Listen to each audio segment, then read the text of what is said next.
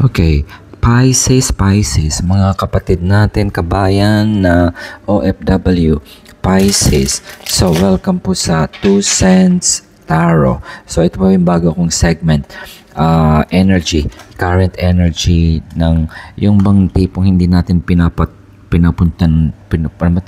pinapansin kasi nga 2 cents siya, but it's near you, or it's surrounding you, and may impact siya sa ating decision-making process. Okay, transformation. Okay, hindi mo pinapansin yan. Actually, iniiwasan mo yata yan. Yung pagbabago na kailangan mong baguhin. Ano ba yung dapat mong baguhin, Pisces? I see a lot of transformation this past few days and weeks. Ano kaya yan? Affected yata yung water sign.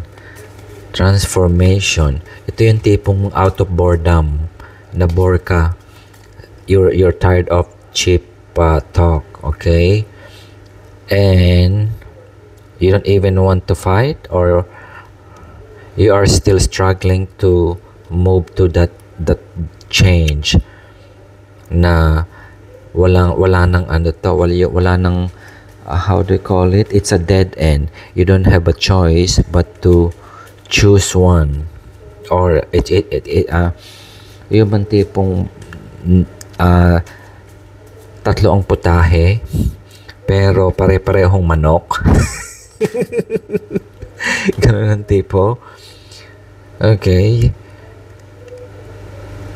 alam mo siya alam mo itong nangyayari kuha ko ng isa, medyo curious lang ako. 3 card lang dapat, pero okay. Okay, iniiwasan mo. Ano ba iniwasan mo na yan?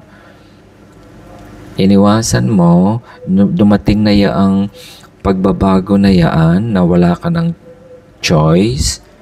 Well, ang choice is, even hindi ka gumawa ng decision, that's a choice as well. You think na hindi ka gumawa ng decision, hindi ka gumawa ng choice, hinahabol ka pa rin noong sitwasyon kasi nga hindi mo matakasan. Kumbaga sa nga 3 putahe pero puro manok, dead end.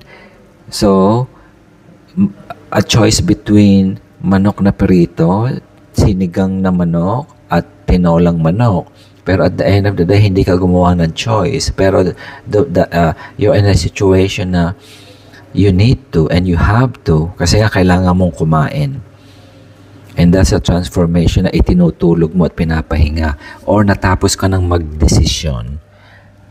Okay? Iniwasan mo, ayaw mong maggumawa ng choice. Pinagmuni-munihan mo na, pero pinaglaan ba tawag dito?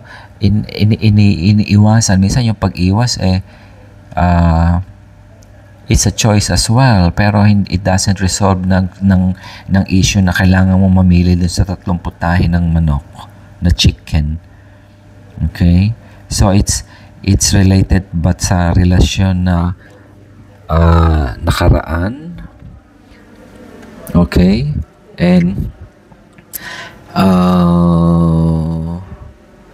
okay, sentimental, emotional, mind over heart, isip at utak versus puso, and pinipili mo yung puso.